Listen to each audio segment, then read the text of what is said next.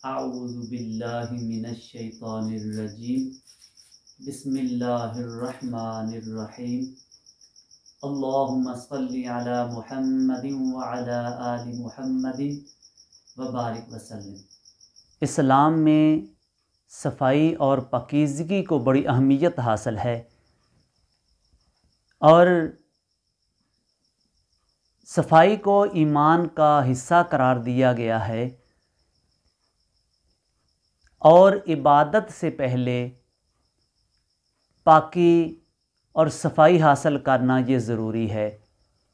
जैसा कि नमाज़ पढ़ने के लिए, कुरान करीम की तिलावत करने के लिए और बाकी इबादत के लिए पहले बंदे का पाक होना ज़रूरी है।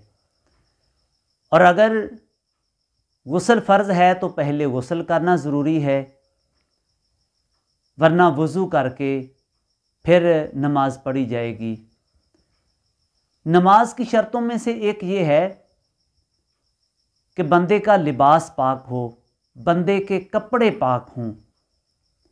तो कपड़ों का पाक होना ये ज़रूरी है,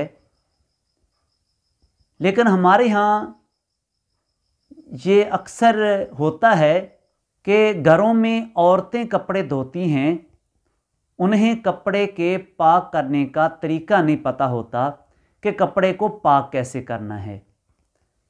और कपड़े औरतें धोती हैं, कपड़ा अगर पाक नहीं होगा तो फिर बंदा जब वही नापाक कपड़ा पहनकर नमाज पढ़ेगा तो उसकी नमाज भी दुरुस्त नहीं होगी। और इसलिए घरों में औरतों को मसाइल बताना और समझाना ये ज़रूरी है। पाकी के मसाइल जानना जिस तरह मर्दों के लिए ज़रूरी है, इसी तरह औरतों के लिए भी ज़रूरी है। तो कपड़े को पाक करने के लिए ये ज़रूरी है कि जब औरतें कपड़े को धोएं तो एक मर्तबा साफ़ पानी के साथ कपड़े को अच्छी तरह धोकर उसको निचोड़ना ज़रूरी है। फिर दूसरी मर्तबा फिर कपड़े को साफ़ पानी में धोएं, फिर निचोड़ें। फिर तीसरी मर्तबा फिर साफ़ पानी में धोकर, नए पानी में धोकर उसको निचोड़ें, फिर कपड़ा पाक होगा।